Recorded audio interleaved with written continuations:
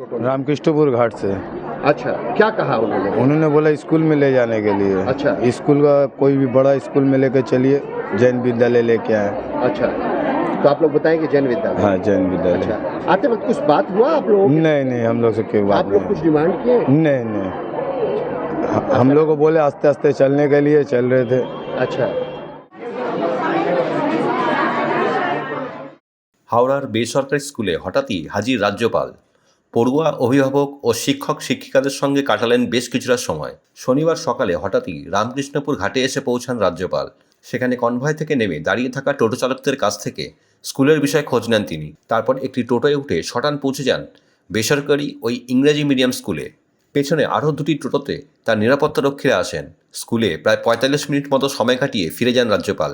পড়ুয়া অভিভাবক ও শিক্ষক শিক্ষিকাদের সঙ্গে সাবলীলভাবে মিশে যেতে দেখে বেজায় খুশি সকলেই। এই বিষয়ে স্কুলের প্রিন্সিপাল জানান, রাজ্যপাল আমাদের স্কুলে আসছেন বলে জানতাম না। তিনি এদিন আচমকাই স্কুলে আসেন। উনি আমাদের অনুরোধ করেন যেন আমরা রাজভবনে গিয়ে সেলফ ডিফেন্সের ক্লাস নিই। This has been one of the happiest events that has taken place in my life as governor of this place. I had the opportunity to interact with the bright, young, sweet kids here. They are highly talented. They show that Indian children are second to none. I appreciate the school authorities for taking care of the children. Every aspect of the children's development is taken care of, including what impressed me most was the training in self-defense for the girl children. You know, India lives in her children.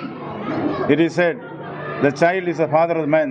Shakespeare said it, which is very true.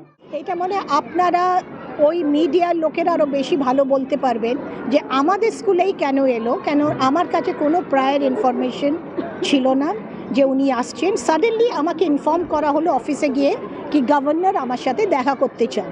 Honourable governor স্কুলে এসেছেন এবং উনি আমার সাথে দেখা করতে চান। आई wasn't mentally prepared क्योंकि हमारे पास कोई अब वो ये स्कूल क्यों आए, हो सकता है प्री इलेक्शन कोई उनका सर्वे हो सकता है कि क्योंकि हमसे ये पूछा गया कि मैडम यहाँ पे पूलिंग बहुत होता है।